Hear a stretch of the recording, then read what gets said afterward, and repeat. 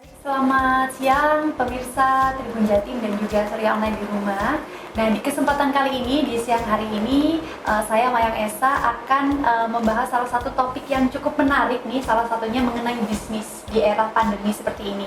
Tapi saya nggak sendiri, karena saya ditemani oleh salah satu pakarnya, yaitu Coach Indo di samping saya. Selamat siang, Coach. Siang. Nah, Coach Indo ini merupakan coach bisnis kuliner yang nanti akan menjelaskan tentang potensi bisnis apa sih yang cocok di era pandemi seperti ini. Ya, oke, kita langsung aja. Coach, gimana Coach kesibukannya belakangan ini, apa yang dilakuin?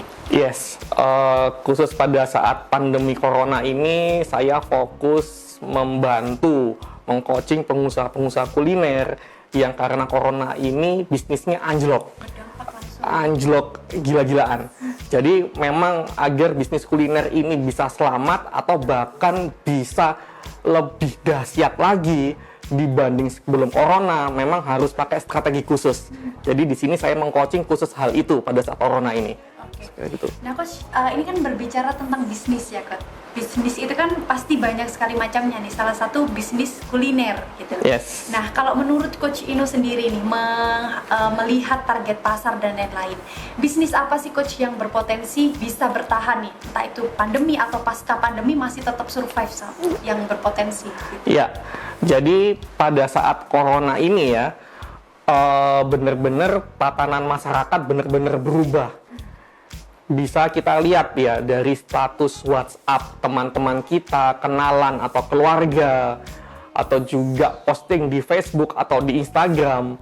Banyak orang yang sebelum corona ini ya, mereka itu tidak pernah jualan. Tapi pada saat corona ini banyak orang berbondong-bondong menjadi pengusaha. Jadi pengusaha dadakan gitu loh. Karena memang kondisi saat ini, apalagi masalah keuangan atau keuangan keluarga memang sangat bermasalah. Jadi banyak orang yang dulu belum pernah berbisnis, akhirnya berbisnis. Dan kebanyakan mereka berbisnis memilih bisnis kuliner. Karena banyak orang menganggap bisnis kuliner itu adalah bisnis paling mudah menghasilkan duit. Karena menganggap siapa sih yang tidak butuh makan setiap hari. Jadi jualannya adalah jualan kuliner. Seperti kayak gitu. Mungkin ada dari kawan-kawan Tribun News dan Surya. Coach, kalau umpamanya saya tidak bisa masak gimana? Atau mungkin masak saya sih bisa sih, tapi nggak enak, nggak layak jual. Kebanyakan mereka tetap bisa berbisnis kuliner dengan menjadi reseller. Jadi reseller ini adalah menjual produk orang lain. Jadi mereka fokus jualan. Jadi hal ini banyak yang terjadi di status WhatsApp, di posting Facebook, kenalan-kenalan kita. Mereka biasanya berjualan bisnis kuliner, meskipun hanya menjadi reseller saja, seperti kayak gitu. Tapi kalau bisnis kuliner yang seperti apa, Coach? Maksudnya kalau lebih spesifik lagi, bisnis kuliner seperti apa yang potensinya besar gitu untuk menghasilkan banyak keuntungan? Iya, jadi pada saat corona ini ya, yang benar-benar paling mudah menjadi sumber duit dan juga yang paling ngetren, yang paling banyak permintaannya adalah bisnis kuliner pada produk frozen. Karena di sini pada produk frozen ini ada 3 variabel yang semakin membesar pada saat corona ini dibanding sebelum corona. Pertama adalah dari pihak pembuatnya yang memproduksinya.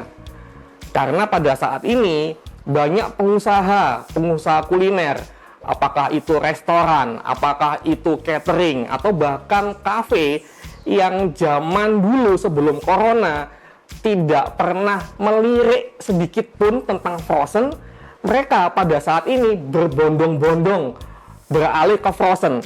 Karena kalau umpamanya tidak pakai frozen, bisnisnya bisa kolaps, bisa tutup, tidak ada pembelian.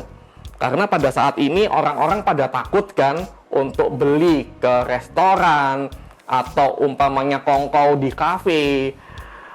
Jadi mereka agar bisa tetap bagus ya cash flow-nya, penjualannya, mereka beralih ke frozen. Bahkan yang saya tahu banyak pengusaha kuliner ya yang dulu omsetnya sangat besar, pada saat ini omsetnya itu turun sampai 90%. Jadi tinggal 10% nih omset.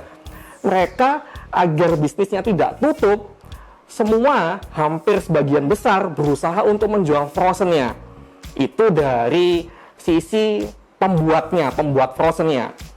Langsung pada nomor 2, sisinya adalah pada penjualnya.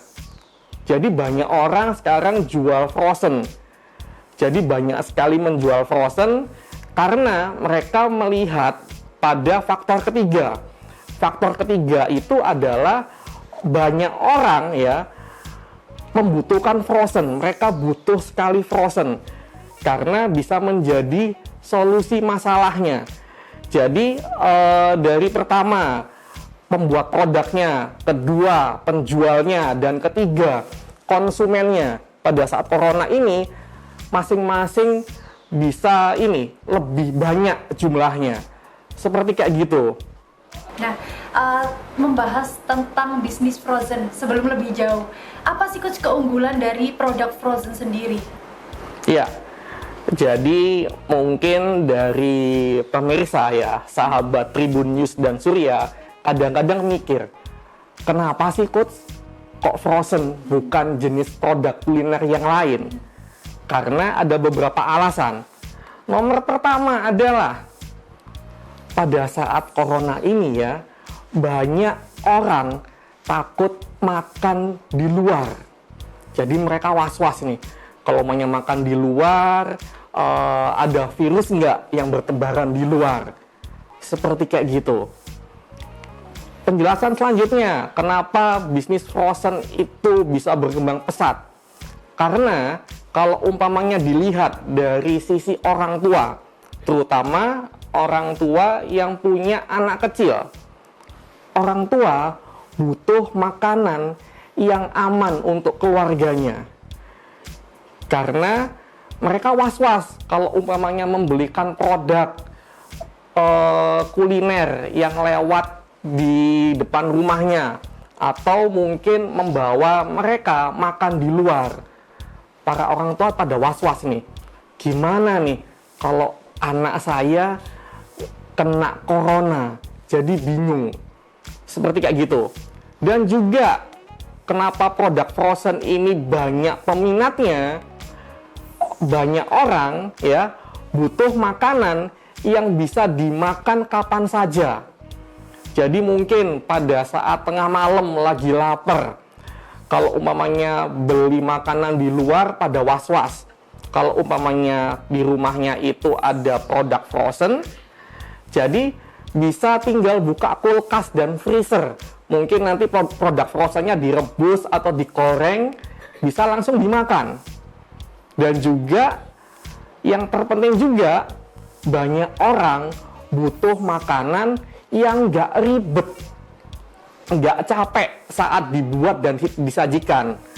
Bayangkan kalau umpamanya lagi pingin makan, harus buat dulu dari nol, bahan bakunya gimana segala macam. Kalau maunya frozen kan gampang banget, instan banget gitu loh, tinggal dicemplungin, direbus, atau mungkin memanasin teflon, itu bisa langsung dimakan. Dan juga tentunya mereka butuh makanan yang harganya terjangkau. Jadi kalau maunya ada frozen ya, bener-bener bisa lebih hemat daripada beli delivery dari luar. Jadi hal-hal itu bisa menjadi solusi, makanya produk frozen banyak sekali peminatnya, banyak sekali orang membutuhkannya. Seperti kayak gitu. Nah, Coach ini tadi kan sempat berbicara tentang banyaknya keunggulan. Salah satu keunggulan produk frozen kan murah, nggak ribet, dan memang praktis gitu ya Coach ya. Jadi ini maksudnya menariknya di sini, kita bisa dengan gampang menjadi reseller kalau kita minat akan produk itu. Yes. Nah, mungkin Coach bisa dijelasin tips dan trik. Kalau saat ini kita menjadi reseller kan tentu punya tips dan trik nih untuk menghasilkan banyak keuntungan misalnya. Apa sih Coach yang harus kita lakukan misalnya saya jadi reseller? Oke, mungkin hal ini juga menjadi pertanyaan ya di dalam benak para pemirsa sahabat Tribun News dan Surya. Jadi kebetulan sekali di sini kita akan membahas ya bagaimana caranya agar Anda bisa berjualan produk frozen gampang sekali menghasilkan duit yang banyak. Seperti kayak gitu. Mau tanya yang mana dulu nih tipsnya? Langkah pertama aja deh. Langkah pertama yang harus kita kuasai. Oke. Jadi gini, sahabat Tribun News dan Surya. Pertama kali bila Anda ya belum punya pengalaman sebagai pengusaha dan juga baru berjualan, terutama berjualan frozen. Langkah pertama, Anda harus sering-sering mengaca. Penasaran nggak sering mengaca? Kenapa? Emangnya ada hubungannya sering mengaca bisa menghasilkan duit yang banyak gitu loh. Jadi gini, kalau Anda sering mengaca ya, Anda harus benar-benar tahu tentang diri Anda sendiri. Di sini adalah seperti kayak gini contohnya. Anda harus benar-benar tahu diri Anda sendiri itu siapa dan siapa aja yang paling mudah Anda jangkau untuk berjualan. Contohnya seperti kayak gini. Kalau umpamanya Anda seorang pekerja kantoran ya, biasanya kalau pekerja kantoran yang paling mudah untuk Anda jangkau untuk bisa menjual produk frozen Anda adalah sesama pekerja kantoran. Dan juga kalau umpamanya Anda itu ibu rumah tangga. Kalau umpamanya Anda ibu rumah tangga, Anda pasti paling mudah menjangkau sesama ibu-ibu rumah tangga untuk menjualkan produk frozen Anda. Kenapa seperti kayak gitu? Karena Anda pasti tahu masalah yang dihadapi oleh target pasar Anda itu seperti apa gitu loh. Jadi seperti kayak gini. Contoh, kalau umpamanya Anda seorang ibu rumah tangga, Anda pasti tahu kan masalah yang dihadapi ibu rumah tangga setiap hari itu apa. Pada saat ini, kalau umpamanya ibu rumah tangga yang punya anak kecil yang masih bersekolah, sekolahnya itu pasti pakai online. Jadi biasanya kalau mau pakai online, kebanyakan anak-anak kecil bosen di rumah. Biasanya mereka itu ngerengek, bosen makan makanan itu terus, pingin makan, pingin pingin makan yang beda gitu loh. Jadi kalau umpamanya hal itu yang dihadapi oleh target pasar Anda benar-benar bisa lebih mudah menjual produk frozen Anda karena Anda tahu masalah yang dihadapi oleh mereka itu apa aja. Yang terpenting, tips nomor pertama, Anda harus tahu siapa target pasar Anda yang paling mudah Anda jangkau, yang paling mudah Anda menjual ke sana. Jadi dengan cara ini Anda tidak perlu ribet-ribet harus belajar Facebook Ads atau belajar untuk beriklan di Instagram. Jadi dengan cara ini, cara yang gampang ya, tidak ribet, fokus aja berjualan pada orang-orang yang sama dengan Anda. Karena itu Anda harus sering-sering berkaca. Saya itu siapa sih? Seperti kayak gitu. Oke. Nah, sebelum membahas lebih jauh, ini pembahasan yang cukup menarik, dimana jadi reseller itu nggak sembarangan, harus ada tips atau triknya. Salah satunya yaitu menguasai target pasar. Nah, tapi sebelum pasti teman-teman Tribun Jatim dan juga Surya Online pada kepo nih target langkah yang kedua apa yang harus saya lakukan. Nah, untuk itu simak terus obrolan saya dan juga coach ini yang akan nanti membahas tentang bisnis frozen food itu sendiri. Sampai jumpa di segmen berikutnya.